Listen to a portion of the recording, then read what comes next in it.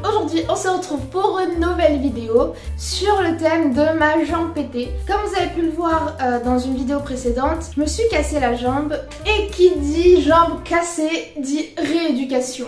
Alors, c'est parti pour le petit storytelling. Le klaxon. Storytelling.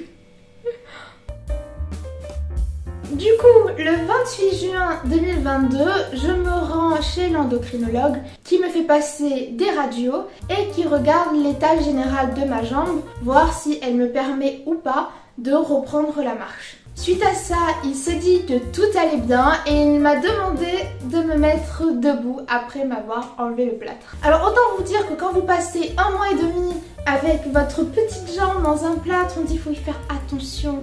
C'est une petite chose fragile et qu'elle vous fait mal aussi, donc même si on vous le dit pas, vous vous en doutez un petit peu, je suis tétanisée. Et j'essaie de me mettre debout comme je peux. Et le moment où je me suis mise debout, genre comme là au moment où je suis en train de vous parler, était tout simplement magique. Et la sensation était tout simplement trop bizarre. Même quand je posais mon pied au sol, tout mon pied, c'est comme quand vous restez des heures aux toilettes et que vous avez fourmé dans les jambes. C'est la même chose mais localisé. C'est-à-dire que je posais mon pied au sol, ça faisait... mais sans le bruit, parce que ce serait un peu inquiétant s'il y avait ce bruit-là.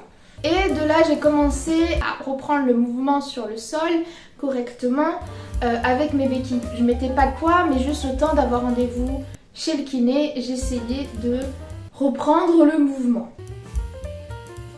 Le 29 juin, j'ai rendez-vous chez le kiné qui va me faire du drainage pour un peu réhabituer mon pied, essayer de lui redonner de la mobilité, de flexion, extension et même un petit peu sur les côtés.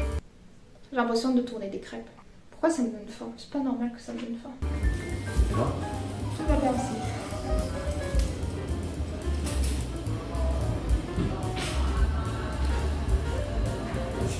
Du coup, après ça, il m'a fait faire des exercices un petit peu d'équilibre. Il me demandait de mettre un pied l'un derrière l'autre et de mettre tout mon poids sur le pied de derrière, en tout cas le plus possible. Ensuite, il m'avait dit pour m'aider à reprendre confiance parce que voilà, au début on a peur, on se dit le moindre truc, on va se péter quelque chose.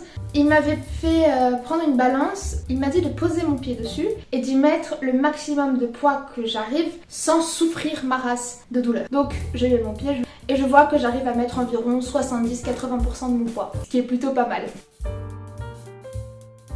Mon kiné m'a fait faire des exercices avec des lumières que je kiffais. Allez, allez, plus vite, plus vite.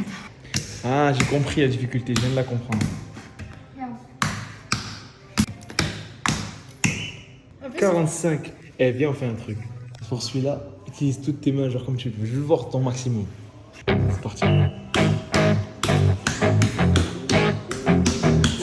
Doucement. Doucement.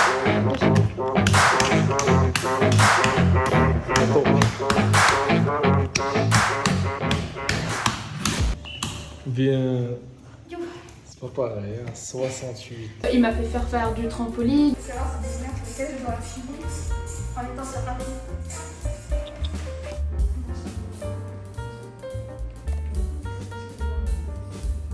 Il m'a fait courir sur la pointe des pieds, m'a fait me mettre sur une espèce de dôme comme un ballon en fait. Et je devais sauter dessus avec un seul pied pour garder mon équilibre. On se faisait des jeux de ballon, genre tout un tas d'exercices. Et même dans ma vie en général, j'essayais de m'exercer à la maison pour progresser beaucoup plus vite parce que j'arrivais ni à monter, descendre les escaliers, ni à prendre des escalators.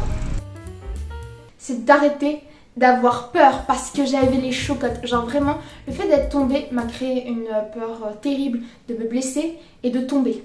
Genre vraiment, les vidéos rigolotes de gags où t'as des gens qui tombent, avant ça me faisait rire, maintenant ça me terrifie. Genre vraiment, ça me donne mal à la tête.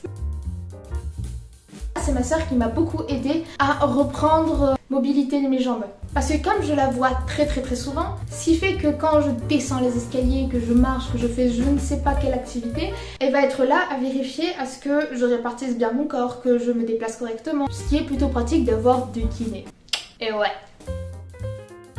Et au bout d'une semaine, ce fut incroyable et j'ai pu remarcher. Genre vous imaginez pas la joie que j'ai ressentie au moment où j'ai marché. Il m'a pris mes béquilles et il s'est posé à côté de moi, il m'a dit bah essaie de marcher. Je me dis mais non mais j'ai peur et tout. Au début je marchais pas super bien Et puis j'ai pris confiance et j'ai commencé à faire des petits pas. Genre vraiment tout petit. J'avais pas zéro douleur, j'en avais un petit peu puisque je n'étais pas habituée. Mais je marchais. Et juste le fait de pouvoir tenir mes béquilles dans mes deux mains sans qu'elles touchent le sol et faire un pas devant l'autre, c'était fou. Genre j'ai tellement fait d'efforts pour y arriver. Genre vraiment je fais tous les exos et là je marche sans béquilles. C'est fou, genre je suis trop contente. Là, je suis heureuse de pouvoir dire que maintenant, le fait de me redéplacer, de pouvoir danser, et ceux qui me suivent sur Instagram, vous pouvez voir que j'ai énormément dansé ces vacances. Suivez-moi sur Instagram.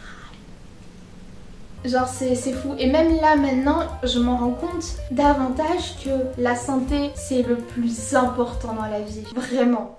J'espère que cette vidéo vous aura plu. Si c'est le cas, n'oubliez pas de liker, de partager pour donner plus de visibilité à mon travail, de commenter pour me donner votre avis sur mes vidéos et de vous abonner. Je vous dis à très vite. Mot de la fin ou quoi? Un mot de la fin, vive la rééducation. I love the chase and the hunt, and I set the pace when I'm running. I always take what I want and I always give it 100. Don't need a bank, no I'm funded. Play the game like it's nothing. I'm always